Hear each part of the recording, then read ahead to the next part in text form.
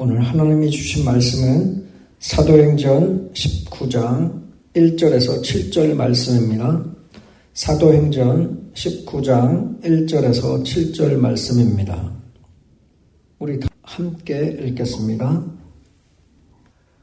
아볼로가 고린도에 있을 때에 바울이 윗지방으로 다녀 에베소에 와서 어떤 제자들을 만나 이르되 너희가 믿을 때에 성령을 받았느냐 이르되 아니라 우리는 성령이 계심도 듣지 못하였노라.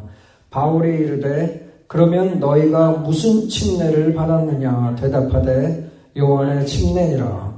바울이 이르되 요한이 회개의 침례를 베풀며 백성에게 말하되 내 뒤에 오시는 이를 믿으라 하였으니 이는 곧 예수라 하거늘 그들이 듣고 주 예수의 이름으로 침례를 받으니 바울이 그들에게 안수하매 성령이 그들에게 임하심으로 방언도 하고 예언도 하니 모두 12사람쯤 되니라.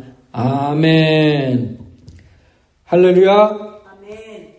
오늘도 주님 앞에 나온 우리 모두에게 하나님의 크신 은혜가 임하기를 간절히 기도합니다. 오늘은 사도행전 19장 1절에서 7절의 말씀을 가지고 아직도 성령을 모르십니까? 라는 제목으로 하나님의 말씀을 전하겠습니다.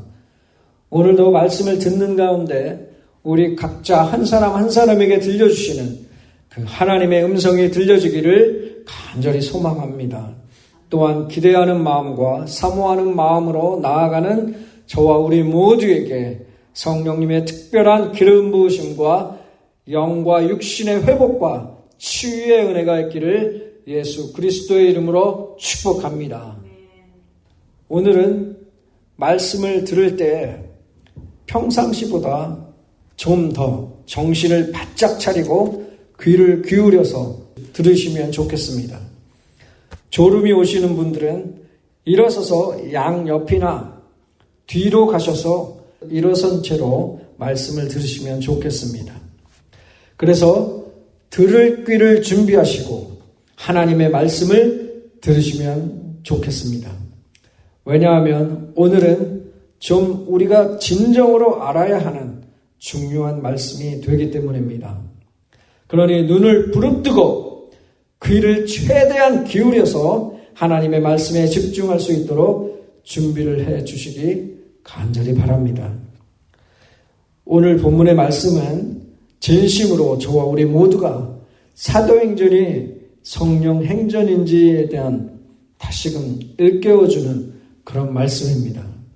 그리고 우리가 성령을 바로 알고 있는지, 왜 우리가 성령이 필요한지, 성령을 사모하고 있는지에 대한 그 질문을 던져주는 그런 말씀입니다. 우리가 예수 그리스도를 믿는 자로서 성령에 대해 다시 한번 알아야 하는 중요한 메시지가 오늘 말씀에 담겨져 있습니다. 그러니 오늘 말씀에 더욱 집중하고 들을 수 있기를 예수 그리스도의 이름으로 축복합니다. 이제 성경 본문을 보면서 우리 말씀을 듣도록 하겠습니다. 1절입니다. 아볼로가 고린도에 있을 때에 바울이 윗지방으로 다녀 에베소에 와서 어떤 제자들을 만나 말씀합니다. 여기서 말하는 이 어떤 제자들이란 누구의 제자였는지는 본문에서 명확히 직접적으로 언급하지 않았습니다. 하지만 오늘 본문의 그 맥락과 또 앞뒤 상황을 통해서 우리가 추측할 수 있습니다. 바로 아볼로의 영향을 받은 그 제자들일 가능성이 높다는 것입니다. 왜냐하면 오늘 본문 바로 앞장인 18장 24절에서 25절에서 아볼로가 에베소에서 사역했음을 말씀했기 때문입니다. 우리가 지난 2주 동안 이 아볼로에 대해서 말씀을 나눴었죠. 브리스길라와 아굴라 부부가 완전한 예수님의 복음을 가르쳐주지 않았을 때는 이 아볼로는 복음을 부분적으로 알고 있었던 사람입니다. 그리고 성령 강림이나 예수님의 죽음과 부활 이후에 완전한 복음에 대해서 불완전한 그 이해를 가지고 있었던 사람이었습니다. 그래서 이런 아볼로가 제자들에게 가르친 내용은 좋은 의도였지만 불완전했습니다. 그리고 아볼로가 더 정확한 복음을 배우기 전까지 가르친 제자들이 있었다면 그들 역시 요한의 침례까지만 알고 예수님의 이름과 성령을 온전히 알지 못했을 가능성이 높다는 것입니다. 그래서 이들은 요한의 침례, 이 세례만 받았음을 알 수가 있습니다. 따라서 오늘 본문 1절에 나오는 어떤 제자들은 아볼로의 초기에 가르침의 영향을 받은 그 제자들이었을 가능성이 높다는 것입니다. 오늘 본문에서 사도 바울은 에베소에 도착해서 바로 이 아볼로의 제자들을 만난 것입니다. 그런데 사도 바울은 본문 2절에서 그 제자들에게 한 가지 중요한 질문을 합니다. 이르되 너희가 믿을 때에 성령을 받았느냐 묻습니다.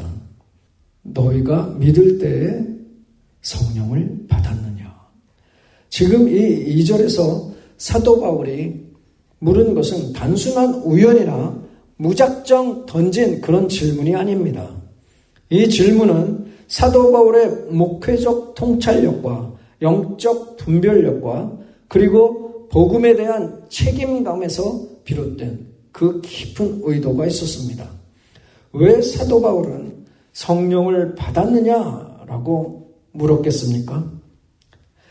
그 이유는 사도 바울이 그 제자들의 영적 상태에서 무언가 부족한 그 무언가 부족함을 느꼈기 때문입니다. 그럼 사도 바울이 이렇게 느낄 수 있었던 것은 그만큼 그들과 대화의 시간이 있었다는 것입니다. 오늘 본문에는 나오지 않았지만 이 1절과 2절 사이에는 그런 과정이 있었다는 것입니다. 이것을 우리가 영적으로 이해해야 하는 그런 부분입니다. 그래서 일정한 시간적 그 흐름과 대화의 나눔이 있었을 가능성이 있다는 것을 우리가 인식해야 합니다. 비록 본문은 1절에서 2절 사이를 아주 간결하게 기록을 했지만 성경에서는 때때로 시간의 경과나 대화의 맥락을 아주 간결하게 줄여서 기록할 때가 있습니다. 사도행전을 썼던 자가 누구였죠? 누가입니다. 이 누가는 의사이자 요약하는 데 아주 능한 그런 저자입니다. 따라서 사도 바울이 이 제자들과 어느 정도 대화를 나눈 뒤에 그들의 신앙 내용과 또 복음 이해의 그 상태를 파악하고 질문을 던졌을 가능성이 매우 높다는 것입니다. 예를 들면 이런 흐름의 대화가 있을 수 있습니다. 바울이 제자들에게 묻습니다. 여러분은 주님을 믿으십니까? 제자들이 대답합니다. 네, 우리는 회개하고 침례를 받았습니다. 세례를 받았습니다. 이때부터 바울이 알아듣기 시작하면서 말을 합니다. 그럼 어떤 침례를 받으셨습니까? 제자들이 말합니다. 요한의 침례입니다. 바울이 그 말을 듣고 심각해지면서 묻습니다. 그럼 너희가 믿을 때에 성령을 받았느냐? 너희가 믿을 때에 성령을 받았느냐? 묻습니다. 어떻습니까? 이해가 가십니까? 이것을 다시 말하면 이 1절과 2절 사이에는 비록 한 줄로 기록된 것보다도 훨씬 더 풍부한 그 대화와 교제의 흐름이 있을 수 있었다는 그 말씀입니다. 이 당시 사도 바울은 성령으로 충만한 사람이었습니다. 이거는 우리가 말할 필요도 없죠. 그래서 영적으로도 분별할 수 있었습니다. 바울은 그렇게 성령의 충만한 가운데 성령님과 깊은 교제 속에서 영적 분별력을 가지고 있었던 사람이 사도 바울이었습니다. 고린도전서 2장 15절에 말씀합니다.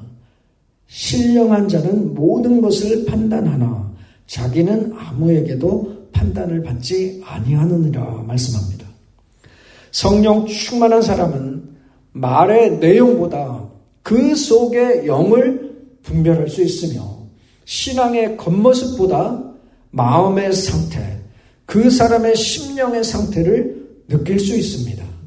따라서 사도 바울은 그 제자들과의 그 짧은 대화와 반응들, 그리고 표정과 말투, 예배하는 태도 등에서 그들에게 성령의 열매나 능력이 부족함을 아주 직감을 했을 가능성이 크다는 것입니다. 사도 바울은 영적으로 깨어 있었고 또 동시에 주의 깊은 영적인 능력자로서 그 제자들의 상태를 정확히 읽어낸 것입니다. 그래서 사도 바울은 그 제자들의 영적인 상태에서 무언가 부족함을 느낀 것입니다. 이 제자들은 겉모습으로는 신앙인이었습니다. 그러나 그들의 말과 태도, 그리고 예배의 생명력, 복음의 이해에 관해서 성령의 열매나 능력이 보이지 않았던 것입니다. 사도 바울은 제자들로부터 이런 영적 공허함을 직감적으로 느낀 것입니다. 사도 바울은 성령이 빠져있는, 배제되어 있는 그 믿음만 있는 신앙이 위험하다는 걸 아는 사람이었습니다. 그래서 바울에게는 성령은 믿음의 핵심이 되는 그 증거였습니다. 고린도전서 12장 3절에 말씀합니다. 성령으로 아니하고는 누구든지 예수를 주시라 할 수 없느니라 말씀합니다. 로마서 8장 9절에서도 말씀합니다. 누구든지 그리스도의 영이 없으면 그리스도의 사람이 아니라 말씀합니다. 그렇기 때문에 사도 바울은 그 제자들의 신앙에 진짜 복음 위에 세워졌는지, 성령의 내주와 인도하심이 있는지를 먼저 확인하려 한 것입니다. 이해가 가십니까? 이것은 사도 바울이 단지 교리적 확인이 아니라 영적 생명을 점검한 것입니다. 그래서 사도 바울의 이 질문을 이렇게 우리가 번역할 수 있습니다. 당신의 신앙이 성령께서 살아계심을 증거하는 신앙입니까? 당신의 신앙이 성령께서 살아계심을 증거하는 신앙입니까? 라는 것입니다. 바울은 이 질문으로 그 제자들의 신앙의 본질을 알고자 한 것입니다. 다시 말해서 단순한 회개를 넘어서 예수 그리스도와 성령 안에 있는 그 참된 생명이 있는지를 알고자 한 것입니다. 사도 바울은 그 제자들이 성령을 받지 않았다는 것을 미리 알았다기보다는 영적으로 분별한 것입니다. 사람의 눈에는 보이지 않아도 성령께서 함께 하시는 사람은 그 사람의 말과 태도와 또 예배와 기도와 그 사람의 반응에서 생명이 흐릅니다. 생명, 살아있는 생명. 그런데 사도 바울은 그 제자들에게서 이 성령의 생명력이 흐르지 않는 것을 느낀 것입니다. 그래서 가장 본질적인 질문을 던졌던 것입니다. 그렇게 본질적인 질문을 던졌을 때 그 제자들의 대답은 어떠했습니까? 그 제자들의 대답은 충격적이었습니다. 왜 그렇습니까? 이르되 아니라 우리는 성령이 계심도 듣지 못하였노라 말씀합니다. 우리는 성령이 계심도 듣지 못하였노라. 이 대답이 이해 가십니까? 이 대답은 단지 에베소의 제자들, 이 에베소의 제자들만의 이야기가 아닙니다. 교회를 다니고 말씀을 듣고 침례도 받았지만 세례도 받았지만 성령이 누구신지조차 모르는 신앙이 있다는 것입니다. 여러분 오늘날 교회 안에도 이와 같은 신앙이 있지 않습니까? 오늘날 수많은 교회 안에서 수많은 그리스도인들이 이렇게 말하고 있습니다. 예배는 드리지만 감격이 없습니다. 예배는 드리지만 하나님에 대한 갈망이 없습니다. 기도는 하지만 생명이 없고 불이 없습니다. 기도는 하지만 하나님과의 인격적인 대화가 없습니다. 말씀은 듣지만 내 심령이 깨어나지를 않습니다. 말씀을 들어도 나의 심령이 살아나지를 않습니다. 말씀은 들었지만 죄에 대한 뉘우침이 없는 그 통회가 없습니다. 사역은 하지만 불철주야 날뛰고 뛰고 또 뛰고 사역은 하지만 열매와 감격이 없는 그런 상태입니다. 지금 이렇게 말한 그 이유는 아주 명확합니다. 그 이유는 성령을 알지 못하고 있기 때문일 수도 있습니다. 아직도 성령을 모르기 때문입니다. 사랑하는 성도 여러분, 사실 오늘 이 본문의 사도 바울이 제자들에게 물었던 질문은 오늘 저와 우리 모두에게 주는 질문입니다. 여기 앉아있는 저와 우리 모두에게 질문하는 그 질문입니다. 실제로 오늘날에도 사도 바울처럼 묻는 이들이 필요합니다. 어디에? 교회 내에. 당신의 신앙은 성령이 이끄시는 신앙입니까? 당신은 성령님과 살아있는 관계 속에 지내고 계십니까? 우리가 실제로 단지 교회를 다니느냐, 직분이 있느냐라는 질문이 아니라 성령을 알고 있느냐, 성령 안에 살아가고 있느냐라는 질문이 필요하다는 것입니다. 성령을 모르는 것은 그 신앙은 껍데기일 뿐입니다. 성령을 알고 그 성령님과 동행할 때에 비로소 저와 우리 모두의 신앙은 살아나는 것입니다. 믿으십니까? 저와 우리 모두가 오늘 이러한 성령님을 경험하고 체험하게 되기를 예수 그리스도의 이름으로 축복합니다. 성령 없이 회개만 하면 변화는 없습니다. 오늘 본문 3절에서 제자들은 요한의 침례만 받았음을 말합니다. 이 제자들은 회개는 했지만 복음의 능력을 경험하지 못한 사람들이었습니다. 그들은 돌이켜야 한다는 말은 들었지만 예수 그리스도의 십자가와 부활 그리고 성령의 내주하심을 듣지를 못했습니다. 오늘날도 그렇습니다.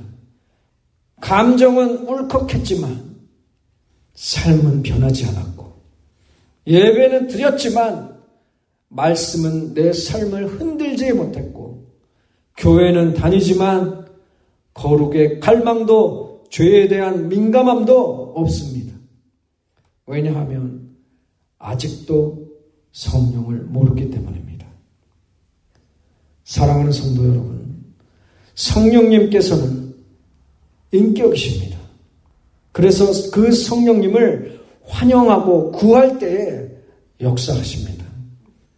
성령은 단순한 능력이나 감정이 아닙니다. 성령님은 인격이시며 바로 하나님이십니다. 믿으십니까? 그러나 그 성령님께서 일하시도록 우리의 마음을 여는 것은 저와 우리 모두의 선택입니다. 그래서 사도 바울은 에베소서 5장 18절에 명령합니다. 오직 성령으로 충만함을 받으라. 오직 성령으로 충만함을 받으라. 이 말씀은 이미 성령을 받은 자들에게 한 말입니다. 그래서 저와 우리 모두는 이렇게 기도해야 합니다. 성령님, 제 안에 계신 줄을 믿습니다.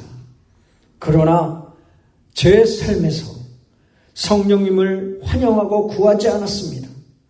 오늘 제게 오시옵소서 말씀하시고 만져주시고 살려 주옵소서 기도해야 합니다.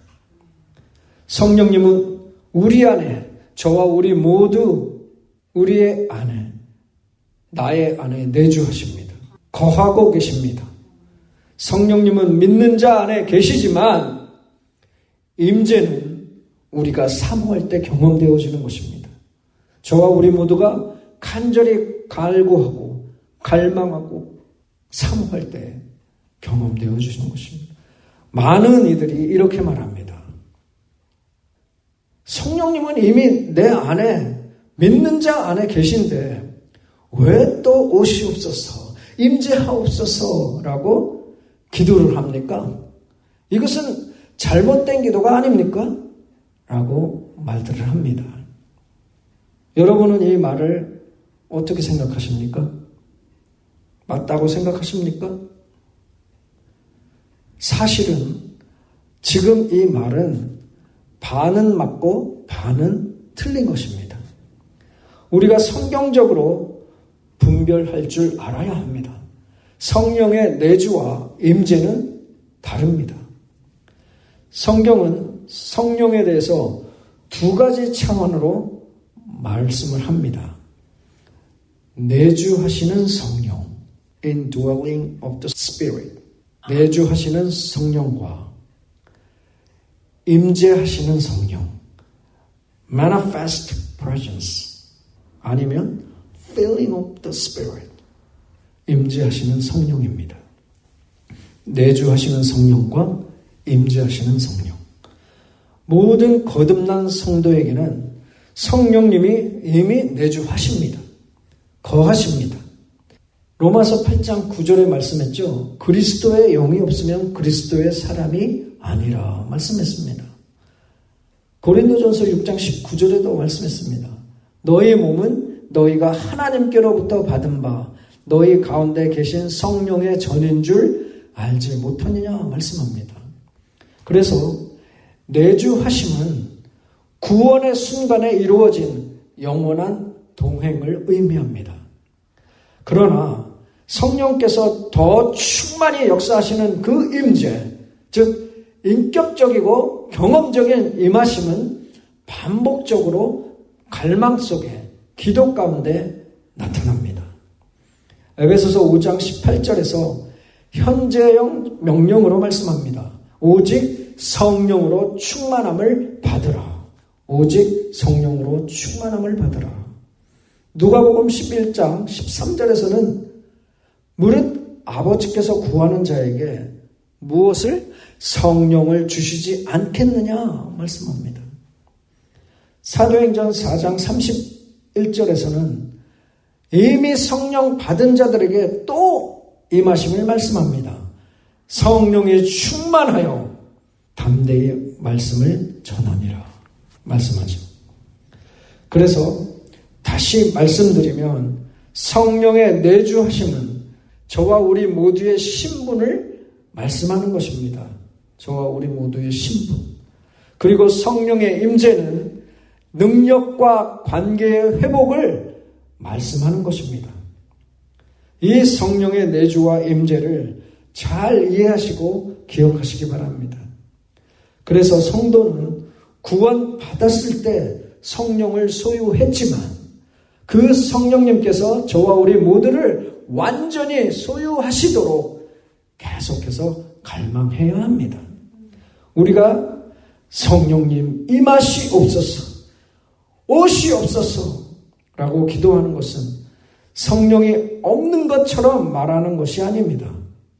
성령이 없는 것을 그렇게 꾸며내서 말하는 것이 아닙니다.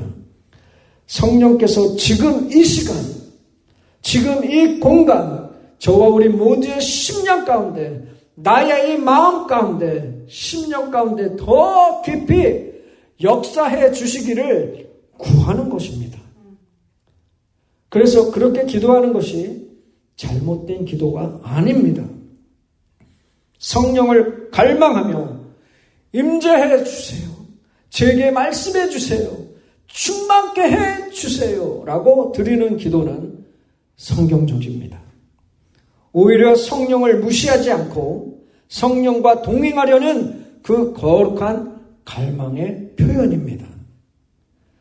누가복음 11장 9절에서 13절에 예수님께서도 말씀하셨습니다. 내가 또 너희에게 이르노니 구하라. 그러면 너희에게 주실 것이요. 찾으라. 그러면 찾아낼 것이요.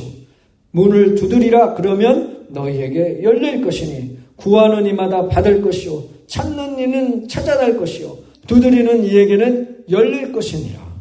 너희 중에 아버지 된 자로서 누가 아들이 생선을 달라 하는데 생선 대신 뱀을 주며 알을 달라 하는데 전갈을 주겠느냐. 너희가 악할지라도 좋은 것을 자식에게 줄 알거든 하물며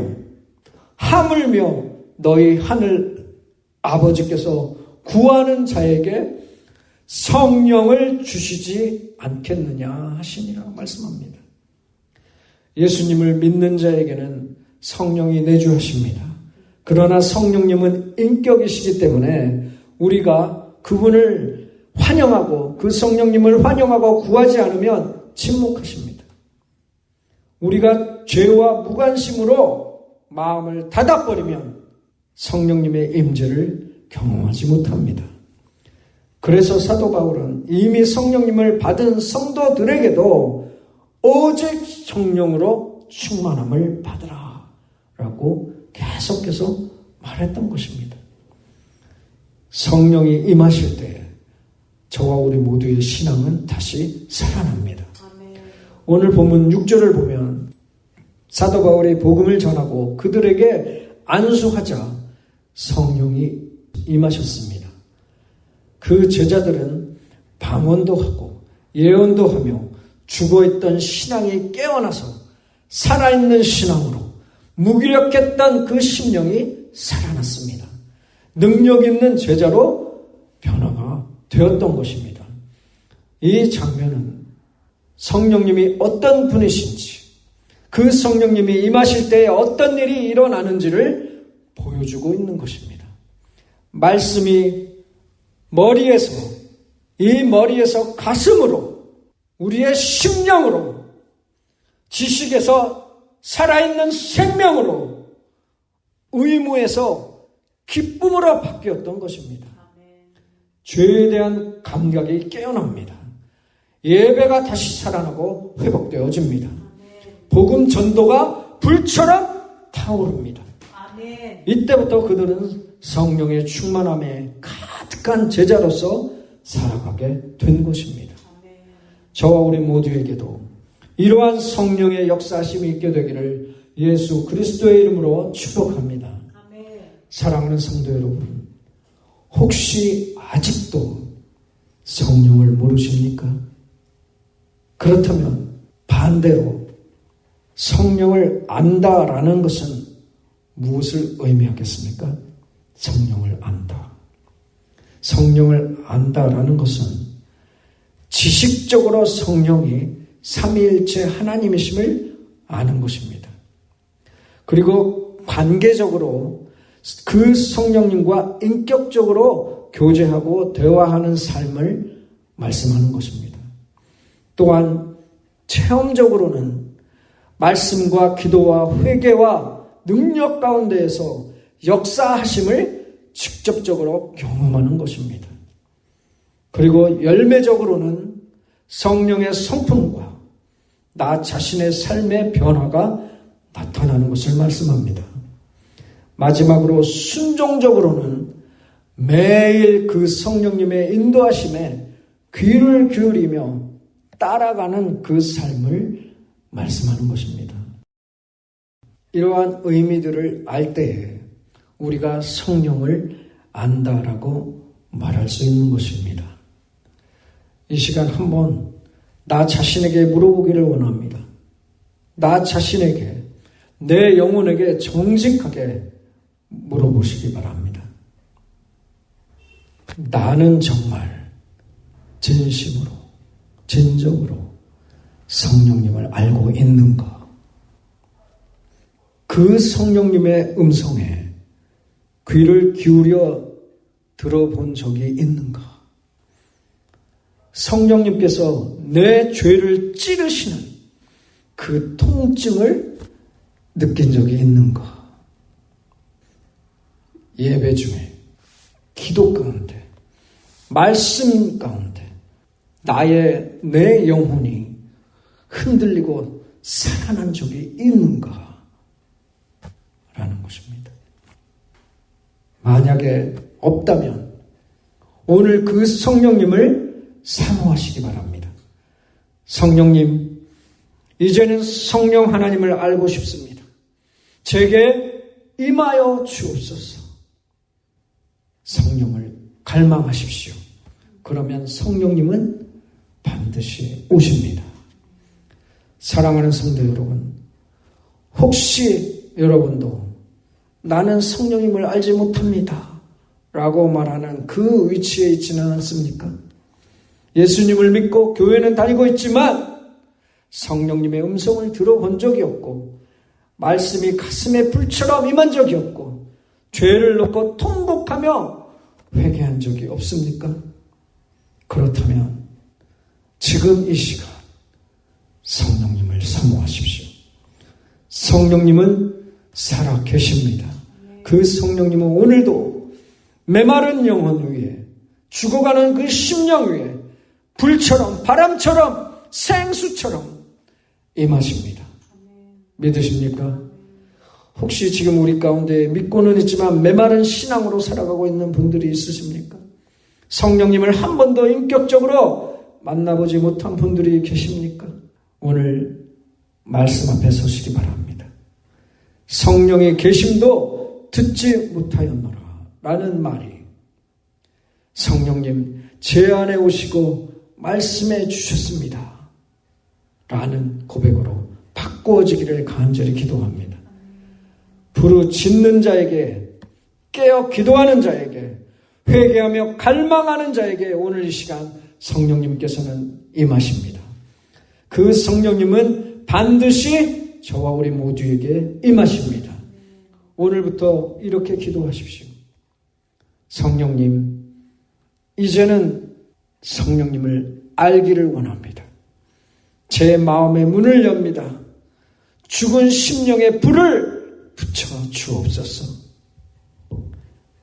여러분이 청년이든지 장년이든지 사역자든지 저 우리 모두가 어떤 직분이 갖고 있든지 무엇이든지 상관없이 성령 없이 살아간다면 그 신앙은 무기력해질 수밖에 없습니다. 그러나 성령과 동행하면 오늘이 다시 첫사랑의 날이 되고 지금 이 자리가 다시 불이 붙는 그런 자리가 될 수가 있습니다. 할렐루야. 교회를 오래 다녔지만 신앙생활을 열심히 했지만 아직도 성령을 모르는 분들이 있다면 이 시간 진정으로 마음으로 무릎 꿇고 기도하시기 바랍니다. 성령님은 기다리십니다. 오늘도 지금도 이 시간 이 자리에서 성령님은 여러분을 저와 우리 모두를 기다리고 계십니다. 구하는 자에게 성령을 주시지 않겠느냐 말씀했습니다. 오늘 지금 이 시간 그 성령님을 아는 날이 되기를 간절히 바랍니다. 그리고 그 성령님을 실제로 경험하고 체험하는 그런 복된 날, 하늘의 문이 열리는 그 복된 날이 되기를 예수 그리스도의 이름으로 축복합니다. 아멘. 이 시간 우리 함께 오늘 각자가 받은 말씀을 가지고 기도하고 말씀을 마치겠습니다.